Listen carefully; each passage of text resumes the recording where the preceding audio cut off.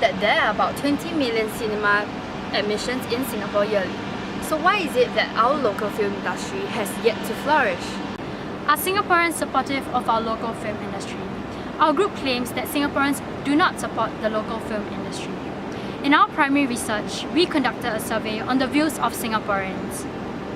So is it really due to the lack of support from locals or other factors that stagnate the local film industry? Throughout the survey, our respondents have shown their support for our film industry. However, there are others who are still doubtful about it. We also conducted street interviews to find out what the public feels about our film industry.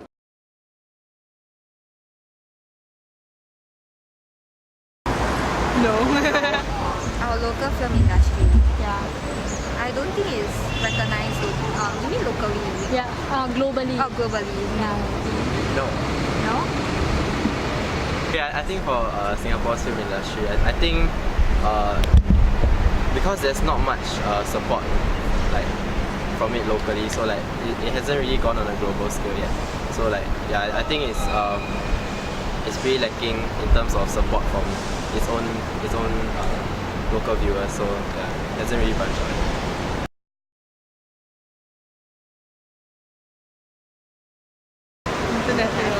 International films. Okay. International. Okay. Yeah. Depends. So depends on what? Depends on mood. Depends on the storyline. If I'm looking for a local production, then obviously it's better than Hollywood. But majority all the movies that you watch, you prefer local or international? Of course, more international because there's more choices. I definitely prefer international films more, yeah, because it's more entertaining. Most Singaporeans prefer international films over local films because of the lack in resources such as budget, lens space, and special effects, as well as poor acting skills from the actors that affects the quality of the film.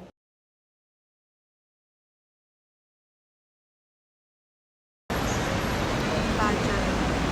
I think we have limited funds for local films as well, right? So I think budget is the problem. Okay.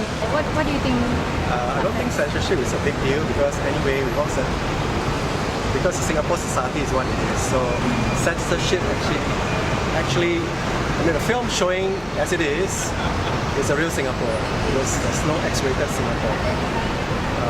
Yeah, budget could be one constraint, and size of the economy could be another as well.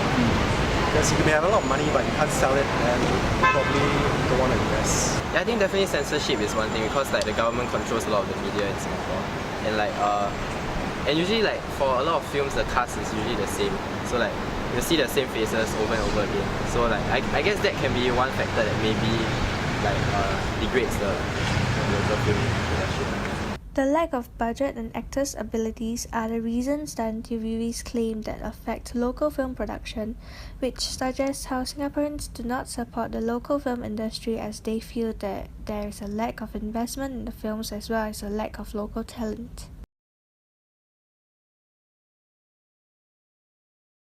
Honestly, no. Why do you feel so? Because like a lot of elements in it are kind of very Singaporean. Very Singaporean. Like Our language. Like yeah, like people from other countries may not really understand. No way. I don't think so. No, I don't think they will invest a lot. Yeah. I think Singapore focus on other aspects more than film lah. In a limited way, yes. It's like French movies breaking into Singapore in a limited way. Why do you feel so? Not everybody understands the Singapore lingo or the Singapore flavor. Like, what's so big deal about Shenzhou? But we understand. What's so big deal about food? But we understand. You know, you put in some Hokkien terms or local food, we don't understand, but we do. I think as of now, maybe it's slowly getting there, but like I don't really see it breaking into the market yet. Singaporeans do not think that we have the prospects of breaking into the international market. Thus, they do not support the filmmakers here, as they think lowly of them. This then affects the filmmakers as they could not flourish in a place where they have little to no support.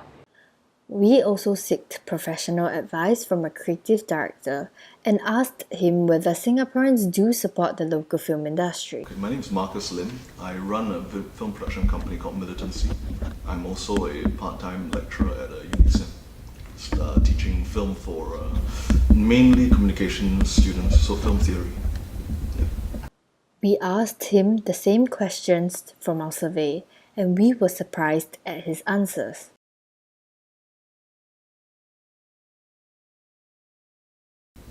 So basically, you think that Singaporeans are not really very supportive,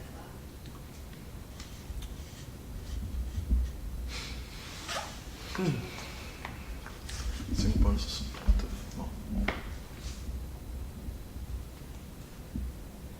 No. I think, you say no. I think Singaporeans, it's too easy a question. Right now your question is begging the answer. Because the answer you're begging is no, we're not. Because no one watches Singaporean films here. But it's not as easy as that. So my point is that there are a lot of issues that lead to the fact that Singaporeans don't watch Singaporean films. They're not, it's not that they're not supportive. We're not making the effort to, a lot of films are very, very lazy films. How many times do you see posters of local films, right? With cartoon bodies and then the big head of like Mark Lee or whatever. They're very, very lazy films. It's very lazy, So maybe what we're doing is that we are missing that center middle portion of very large middle ground of film goers who want to see more interesting, more thought-provoking or more spectacular stuff. We're just not giving it to them. When was the last time we saw something that was like a sci-fi Singaporean film? Never. A war film. No. This disproves our initial claim that Singaporeans do not support the local film industry.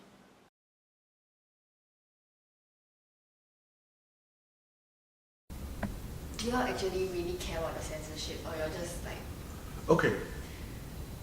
Well, Pinpin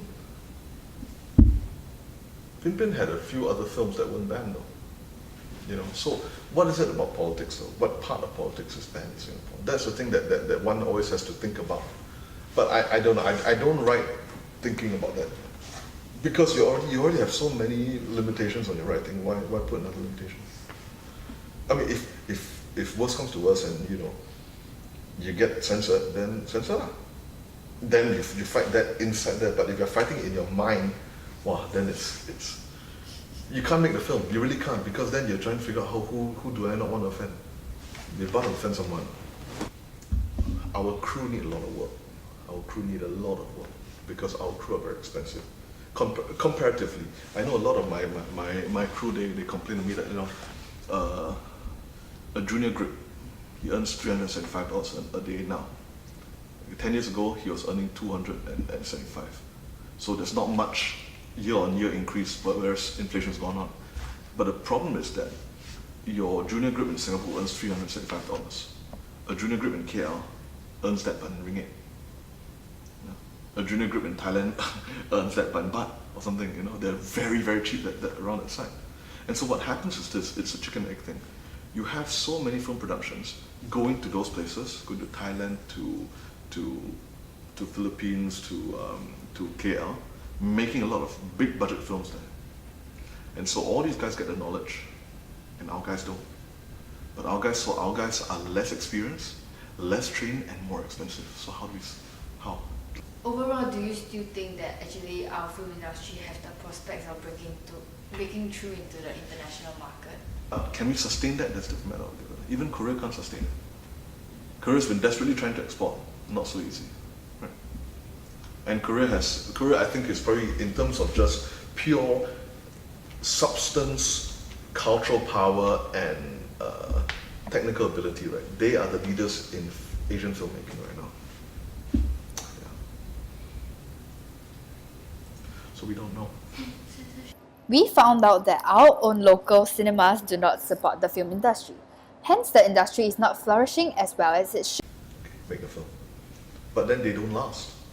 Experienced investors are people who maybe they own cinema chains or they own studios. and they know that I need this product to come through the line.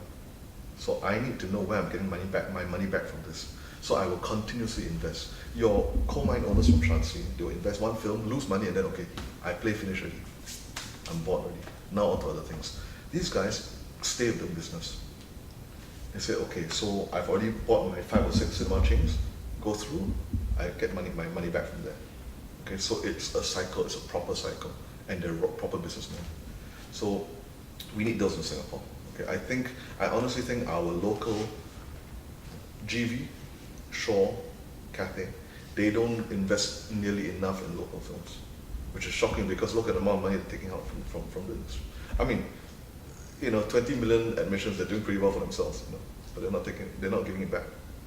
With 20 million cinema admissions per year, it shows that Singaporeans can be very supportive. However, firms like Cathay and Golden Village are not investing enough in our local films. They impose many restrictions upon them, like movie screening limited to 2 weeks unless it hits the box office, whereas other international films seem to go on and on for months. Back in the day, Shaw Brothers Studio was established with many big films expanding into the Southeast Asia market like Tan Popo and Alibaba. It even brought about the rise of our local art scene where Sin Yao became very popular. The film industry started to flourish with more films and investors. However, that stopped abruptly and is now pretty stagnant. The local film industry can only bloom if it is supportive of one another. Are Singaporeans supportive of our local film industry? Well, it is not because our locals are not supportive, but because of external factors like governmental laws, budget, and the lack of support from film industry itself. Hence, the local film industry is not successful.